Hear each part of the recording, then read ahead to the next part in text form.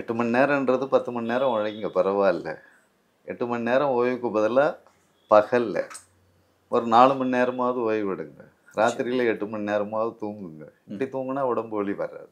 போதுமான சத்து இல்லாமல் எலும்புகள் உறுதி குறைஞ்சி போகிறதுனாலையும் வலி உண்டாகும்.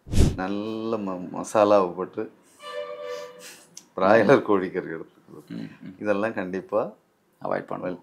இன்னும் ஒருபடி மேலே போய் சொல்கிறேன். வைத்தியமே பார்க்காம 5 அளவு இருக்குது கிரியாட்டினின்றவங்க 48 நாள் இதை எடுத்துகிட்டு வாங்க. உங்களுக்கு கிரியாட்டினின் 1 இல்லாமல் போகும். நாங்கள் வேறு மருந்து வச்சுருக்குறோம். அந்த 2யுமே தடவுனீங்கனாலே உங்களுக்கு வலி 3 நாளில் குறையிறத உணர்வீங்க. சில பேர் அன்றைக்கே எனக்கு வலி குறையுதுன்னு சொல்கிறாங்க.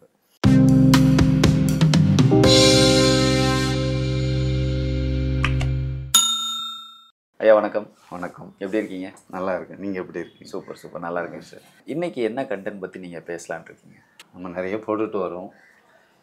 இன்றைக்கி பொதுவாக மக்களுக்கு ஏற்படுகின்ற அனைத்து வகையான உடல் வலிகளை பற்றி பேசலாம். உடல் வலிகளை பற்றி? உடல் வலிகள். Okay okay. எல்லா வகையான உடல் வலிகள். சரிங்க, அது மாதிரி பேசலாம். Okay okay sir. அதில் நான் என்ன சொல்கிறேன்னா, உடல் வலிகள்னால் உழைப்பால் ஏற்படுற உடல் வலி, அது வேறு. அதுக்கு மருத்துவம் தேவையில்லை, கொஞ்சம் ஓய்வு எடுத்தால் போதும். ஆனால் ஓய்வு எடுக்காமல் தொடர்ச்சியாக வேலை பார்த்துட்டு ஓய்வே எடுத்தாலும் வலி இருக்கும். கொஞ்சம் அதுக்காக ஒரு அளவு உழைக்கிறோம், கொஞ்சம் ஓய்வு கண்டிப்பாக எடுக்கணும், நல்லா தூங்கணும், நல்ல சத்துள்ள ஆகாரமாக சாப்பிடணும். இது மாதிரி நீண்ட காலம் உழைக்கிறாங்க அப்படின்னா அவங்க அதுக்கு பிறகு ஓய்வு எடுத்தாலே வலி இருக்கும். வேலை செய்ய போனாங்கன்னா அதிகமாகிடும், வேலை செய்ய முடியாத அளவுக்கு ஆகிடும். அது மாதிரி இருக்கிறதுக்கு மருத்துவம் பார்த்து தான் ஆகணும். அவங்களுக்கு நாங்கள் என்ன சொல்லுவோம்னா, 8 மணி நேரம்ன்றது 10 மணி நேரம் உழைங்க பரவாயில்ல. 8 மணி நேரம் ஓய்வுக்கு பதிலாக பகலில் ஒரு 4 மணி நேரமாவது ஓய்வு எடுங்க. ராத்திரியில் 8 மணி நேரமாவது தூங்குங்க. இப்படி தூங்குனா உடம்பு வலி வராது. உடம்பு வலி தான் இல்லை, எந்த வலியும் வராது. இப்போ கழுத்தில் வர்ற வலி, கால் மூட்டில் வர்ற வலி, இதெல்லாம் வராது. நம்ம தொடர்ச்சியாக நம்ம தேவைக்காக எடுக்கணும்னு சரியாக தூங்காமல் இருந்தோமா அப்புறம் வலிகள் வரத்தான் செய்யும். சரி, இது இப்போ இது இல்லாமல் கால் மூட்டில் வர்றது, கை மூட்டில் வர்றது, இந்த வலிகள் இருக்குது. இது இல்லாமல் கை கால் விரல்களில் வர்ற சின்ன சின்ன ஜாயிண்ட்டு, அதில் வர்ற வலி இருக்குது. இல்லாமல் பின்னாடி கழுத்து வலி, அது இடது பக்கம் மட்டும் வலிக்கும், சில பேருக்கு வலது பக்கம் வலிக்கும், சில பேருக்கு மொத்தத்துக்கும் கழுத்து வலி வரும். இது இல்லாமல் இந்த தோள்பட்ட வலி வர்றது, இது மாதிரி இருக்கிற வலிகள் இருக்குது. இது இல்லாமல் சில பேருக்கு நடுமுதுகில் மட்டும் வலிக்கும், முதுகுத்தண்டு. சில பேருக்கு அடிமுதுகில் L4 L5 அது மாதிரி வலிக்கும். சில பேருக்கு சேக்கரம்னு அந்த முக்கோண வடிவ எலும்பு தேஞ்சு போய் வலிக்கும். இது மாதிரி இருக்கும். போதுமான சத்து இல்லாமல் எலும்புகள் உறுதி குறைஞ்சி போகிறதுனாலையும் வலி உண்டாகும். தசைகளில் உண்டாகின்ற வலி இது ஒன்று இருக்குது. நரம்புகளில் உண்டாகின்ற அடைப்பால் ஏற்படுகின்ற வலி இப்படி இருக்குது. இது இல்லாமல் ராஜ உறுப்புகள் என்று சொல்லப்படுகின்ற இதயம், கல்லீரல், கணையம், மண்ணீரல், இரைப்பை, சிறுநீரகம், இதெல்லாம் இந்த உறுப்புகள் பாதிக்கப்படுவதனால் உள்ளே ஏற்படுகின்ற வலிகள். இப்போது நரம்பில் வலி அடைப்பால் மட்டும் உருவாகாது, மன அழுத்தத்தினாலையும் நரம்பு அடைச்சி வலி உருவாகும். பொதுவாக கிட்னி பாதிச்சதுன்னா, லங்ஸ் பாதிச்சதுனாலும் வலி வரும். மொத்தத்துக்கு எந்த உறுப்பு பாதித்தாலும் கண்டிப்பாக வலி வரும். அதில் கிட்னி பாதிச்சதுன்னா வர்ற வலி, உடம்பு முழுசும் வர்ற வலி கொஞ்சம் கடுமையாக இருக்கும். புற்றுநோய், முத்தி போன புற்றுநோய்க்கு இணையான வலி கூட சில பேருக்கு வரலாம். முத்தி போன புற்றுநோய்க்காரங்கள்லாம் விட்டால் சூசைட் பண்ணிப்பாங்க. அவங்களுக்கு வலி மருந்து போட்டு கொஞ்சம் சரிப்படுத்தி வச்சிடுறது. வலி மருந்து இல்லாமல் இருந்தால் 3rd 4th 5th இருக்கிறவங்கெல்லாம் கண்டிப்பாக வாய்ப்பு இருந்துன்னா சூசைட் பண்ணிக்காங்க. அது மாதிரிலாம் வலிகள் வரும். அவங்க வலி மருந்து போட்டு செஞ்சுக்கிறாங்க, அது வேறு விஷயம். அவங்களுடைய வலிகள்லாம் அந்த புற்றுநோயை குறைக்கிறதுனால சரியாகிறதுனால தான் பண்ண முடியும். ஓகே சார், இப்போது உடலில் இத்தனை வகையான வலிகள், அப்புறம் உறுப்பில் ஏற்படக்கூடிய வலிகள் இதெல்லாம் சொல்கிறீங்க. இதுக்கெல்லாம் என்ன காரணமாக இருக்கும் சார்?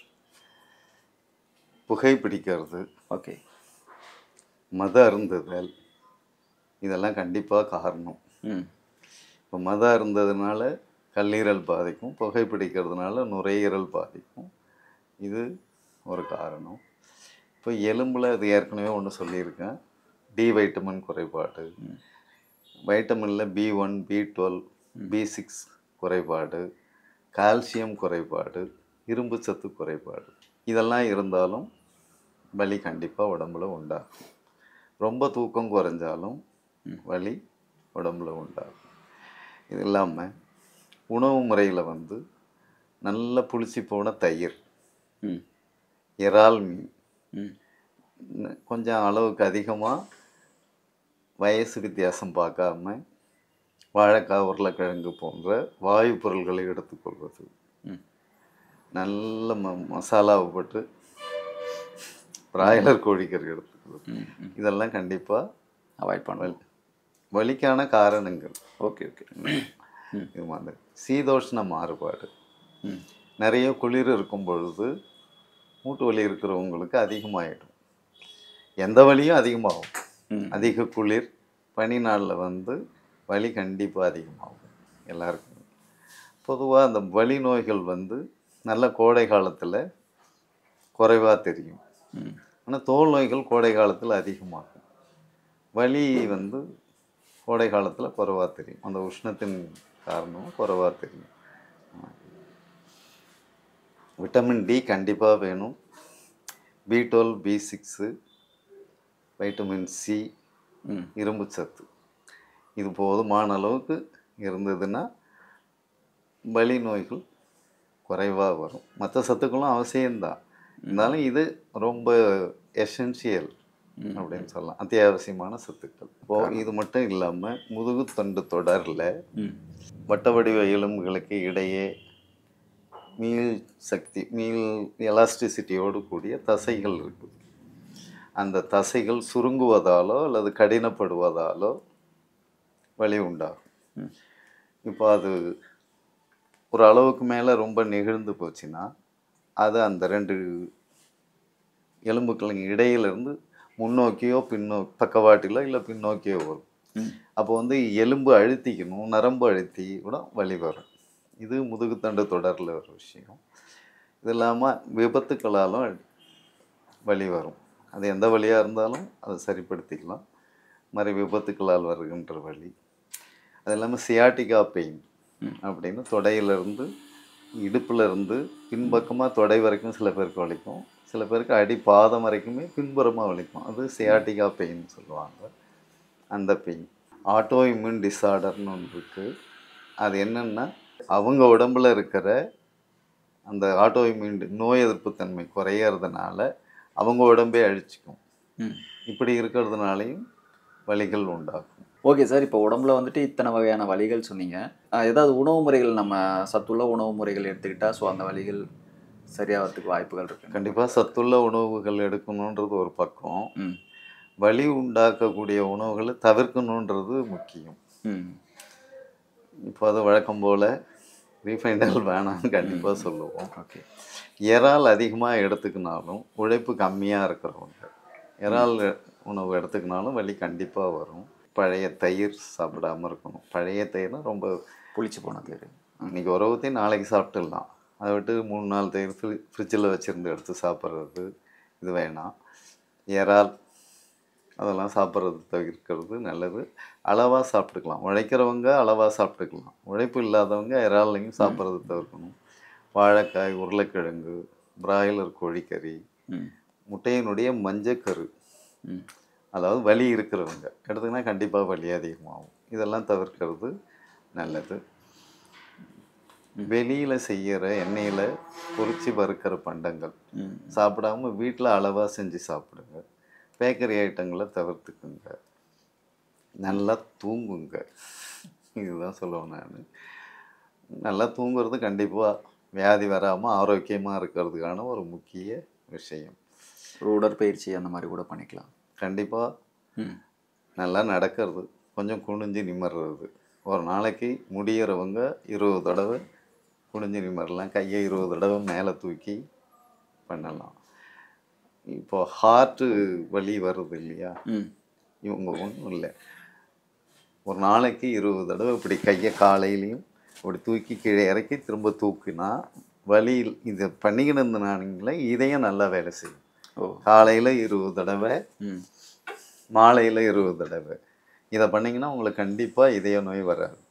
நான் இதை பண்ணுவேன், என் இஷ்டத்துக்கும் கொழுப்பு உணவு சாப்பிடுவேன் அப்படின்னா வரும், அது வேறு விஷயம். அளவாக நார்மலாக இருக்கிறவங்க இந்த உடற்பயிற்சியை செஞ்சாலே இதயத்தில் குறைபாடு வராது. கொஞ்சம் கூடுதலாக சாம்பார் வெங்காயம் எடுத்துக்கிறது. சாம்பார் வெங்காயத்தை நல்லா மென்று தின்னுட்டு, சின்ன வெங்காயம்னு சொல்லுவாங்க, அதை மென்று தின்னுட்டு நீங்கள் ஒரு 4 வெங்காயத்தை மென்று தின்னுட்டு 1 டம்ளர் சூடாக தண்ணி குடிங்க. நீங்கள் கொஞ்சம் கொழுப்புணவு எடுத்துக்கினா கூட உங்களுக்கு இதய நோய் வராது. ஓகே, ரொம்ப சிம்பிளான விஷயம் இது. இது பண்ணலாம். கல்லீரல் வலி உள் உறுப்புகளில் வர்றதுன்னா மது குடிக்கிறது நிறுத்தணும். முன்னாடி சொன்ன உணவு முறைகள்லாம் கொஞ்சம் கடைபிடிக்கிறது, மது குடிக்கிறது நிறுத்தணும்.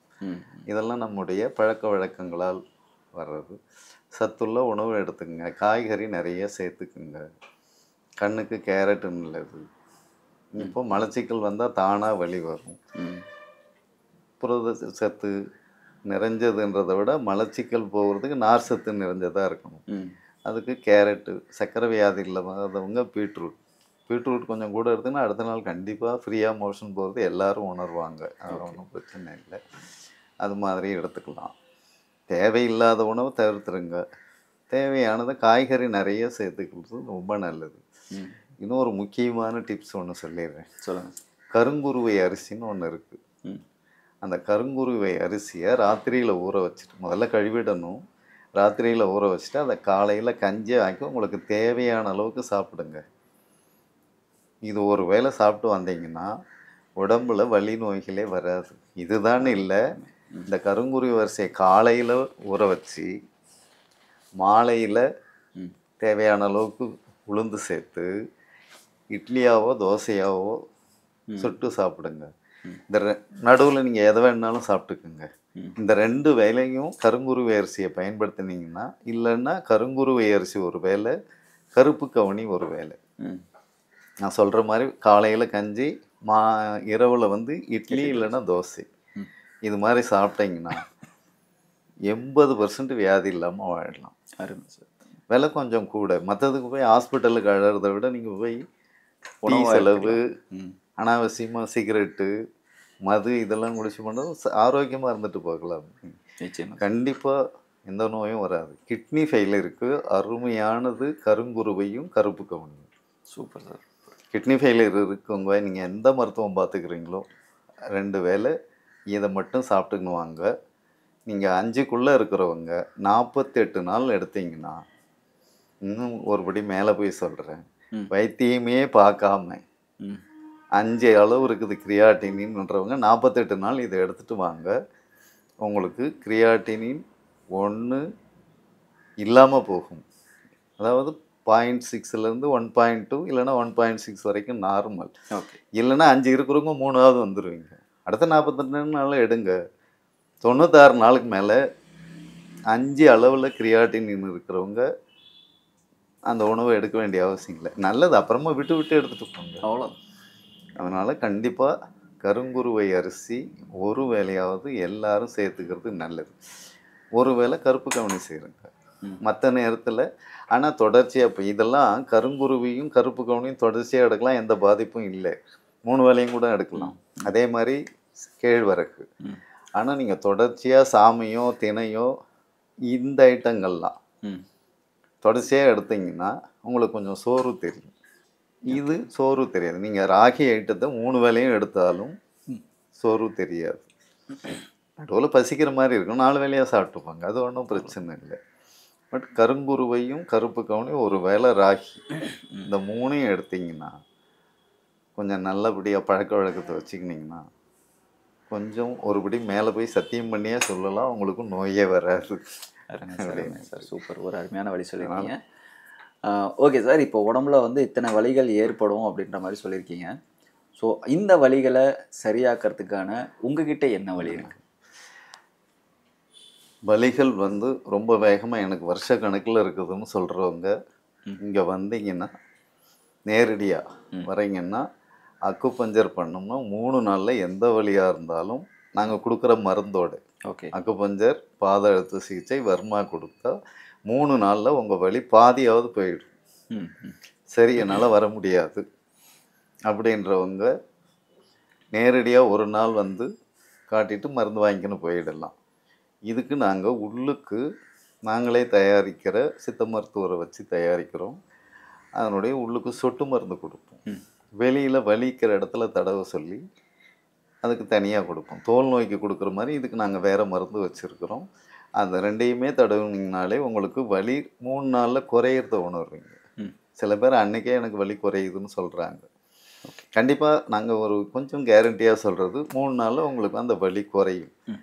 இது இல்லாமல் உங்களுக்கு இருக்கிற மற்ற வியாதிகளுக்கு தகுந்த மாதிரி உங்களுக்கு இருக்கிற வியாதியினுடைய காலம் எவ்வளோ காலம் இருக்குது இதை பொறுத்து உள்ளுக்கு ஹோமியோ மருந்து, சித்த மருந்துகள்லாம் கொடுப்போம். ரொம்ப தெளிவாக வாய்ஸ் ரெக்கார்டில் சொல்லிட்டிங்கன்னா, ஒவ்வொரு தடையும் ஃபோன் பண்ணாமல் வாய்ஸ் ரெக்கார்டில் தெளிவாக சொல்லிட்டிங்கன்னா, உங்களுக்கு தபாலில் வேணும்னாலும் எங்கள் டாக்டருங்க உங்களை தொடர்பு கொண்டு சில கேள்விகளை கேட்டுட்டு இவ்வளோ ரூபா ஆகும்னு சொல்லுவாங்க. அதை ஜிபே பண்ணிவிட்டு அட்ரஸ் கொடுத்தீங்கன்னா உங்களுக்கு மருந்து அனுப்பி விடுவோம். நேராக வர முடிஞ்சவங்க வாங்க, வர முடியாதவங்களும் கண்டிப்பாக வலிகளை கேரண்டியாக குணப்படுத்தி தருவோம்.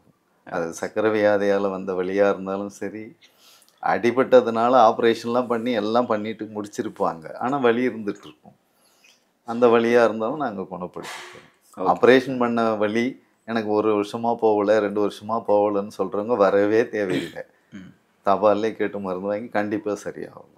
ஓகே, அது மாதிரி அருமை சார். Super super sir. இவ்வளோ நேரம் வந்துட்டு உடம்புல ஏற்படக்கூடிய வலிகள், என்னென்ன வலிகள், அதுக்கு என்ன காரணங்கள் அப்படின்ற மாதிரி, அதுக்கு உங்ககிட்ட என்ன தீர்வு இருக்குது அப்படின்ற மாதிரி நிறைய விஷயங்கள் எங்களோட பகிர்ந்துக்கிட்டீங்க. ரொம்ப பயனுள்ளதாக இருந்தது. இடையில் ஒன்று சொல்லிடுறேன். சொல்லுங்கள் சார். கண்டிப்பாக பகலில் 10 மணியிலேருந்து மாலை 6 மணிக்குள்ளே நேரடியாக வர்றதுக்கு அப்பாயின்மெண்ட் கேட்குறவங்க கேளுங்க. ஞாயிற்றுக்கிழமை கேட்காதீங்க.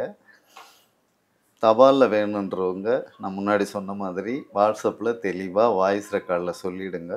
நாங்களே உங்களை தொடர்பு கொள்ளுவோம். தொடர்பு கொண்டு எவ்வளோ ஆகும்னு சொல்லுவோம். அதுக்கு உங்களுக்கு உடன்பாடு இருந்ததுன்னா ஜிபே பண்ணி அட்ரஸ் அனுப்பி மருந்து வாங்கிக்கோங்க. இந்த ராத்திரியில் 11 மணிக்கு, 12 மணிக்கு, காலையில் 4 மணிக்கு தயவு செய்து எழுப்பாதீங்க.